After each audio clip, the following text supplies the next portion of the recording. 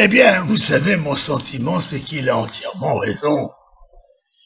Que finalement, il y a longtemps qu'on rabâche la même chose. Et on finit par se demander, mais à quoi ça sert toutes ces conférences de paix? On se réunit sous l'égide des États-Unis et des Européens.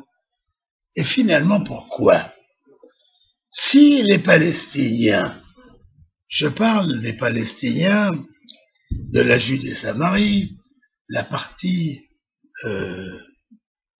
qui a l'air de prêcher un accord de paix, la partie modérée des Palestiniens, puisqu'ils sont séparés avec le Hamas à Gaza, qu'est-ce qu'ils veulent exactement? Si vous regardez la télévision des territoires de Judée-Samarie, vous voyez sans arrêt des programmes antisémites violents. On apprend aux enfants que les Juifs continuent à harceler le monde, à détruire le monde. Et alors, on va plus loin.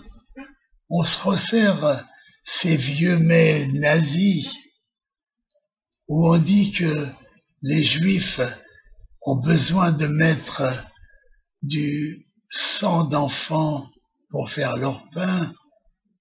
Il y a eu une émission il y a 3 jours où l'animateur a dit « Au moins nous, on peut faire du pain sans tuer des enfants ».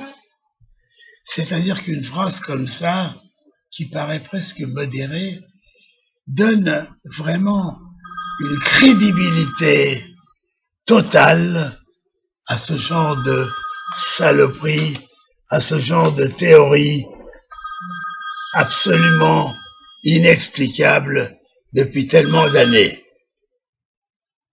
Alors finalement, en même temps que les tables s'organisent pour les conférences de la paix, vous voyez dehors, là derrière le mur où sont assis l'Assemblée de la paix, on tue des Israéliens, on tue des soldats, on blesse des femmes dans la rue, enfin, les agressions continuent d'une façon permanente. Mais plus que ça, les agressions ne sont pas condamnées par les autorités palestiniennes. Au contraire, on fête chaque acte terroriste, on continue à l'approuver totalement, à le féliciter, à le décorer, à lui donner des pensions pour sa famille s'il est arrêté. Tout ça est complètement grotesque. Ça ne tient pas debout.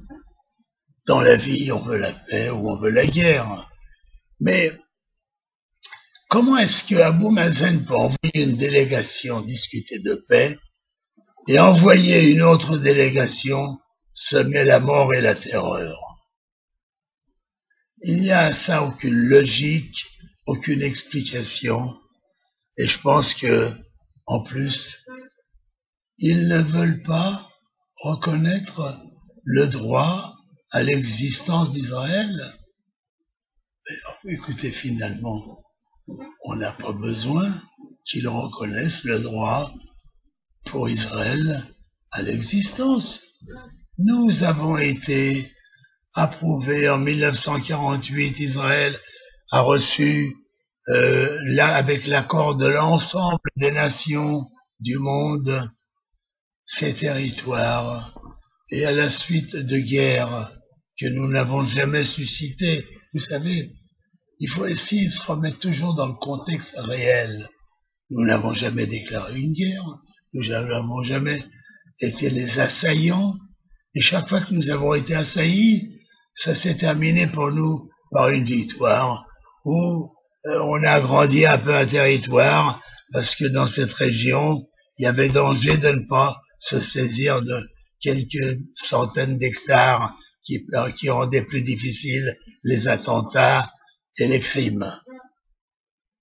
Mais finalement, tout ça ne tient pas debout. Alors il va bien falloir qu'un jour, on regarde le monde dans les yeux et qu'on leur dise « Il y en a marre. Tout ça, c'est une grande comédie. Pendant que nous discutons de la paix, vous tuez nos citoyens, vous harcelez la population, vous félicitez les héros, entre parenthèses, qui ont participé à l'assassinat, alors allez vous faire foutre. On ne veut pas parler avec vous. Lorsque vous serez déterminés, décidés à faire la paix avec nous, ça va se savoir. Et là, vous allez voir, nous serons les premiers au rendez-vous exact. Et pendant qu'on va discuter, nous, on vous tuera pas, vos citoyens. On n'assassinera pas dans les rues pour montrer une hostilité de la population. La paix, c'est la paix. C'est celle que nous voulons, c'est celle que nous exigeons. Et si vous pensez que vous ne pouvez pas reconnaître le droit à l'existence d'Israël, eh bien nous, on n'a rien à faire avec vous. Merci à vous. Dizengoff Center, l'espace commercial le plus vaste et le plus diversifié d'Israël. Dizengoff Center, une destination à ne surtout pas manquer lors de vos prochains séjours à Tel Aviv.